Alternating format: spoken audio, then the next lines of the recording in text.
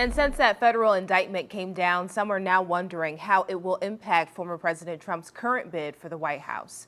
Steve King is live now from Mar-a-Lago. And Steve, we're hearing from a constitutional expert on Trump's eligibility to run for president if he is convicted.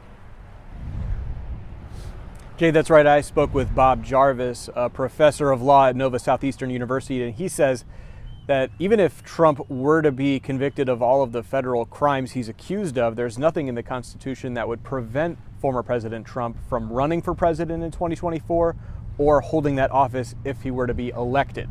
Now, Jarvis points to the part of the Constitution that puts out the qualifications to be president. One qualification is you have to be a natural-born citizen of the U.S., you have to be at least 35 years old, and the third is that you have to have been a resident of the country for 14 years.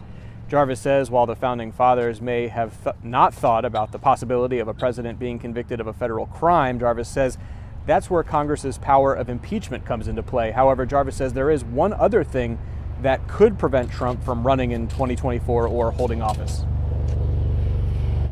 There's only one part of the U.S. Constitution that talks about being disqualified for running for president, and that's if you are found guilty of insurrection. But he is not charged with insurrection. He's only charged with Espionage Act violations.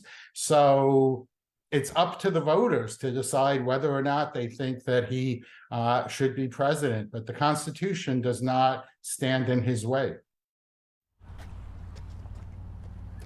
Something else to keep in mind, even if Trump were to be convicted of these federal crimes, if he were elected president, he could pardon himself. Reporting live on Palm Beach, Steve King, WPBF 25 News.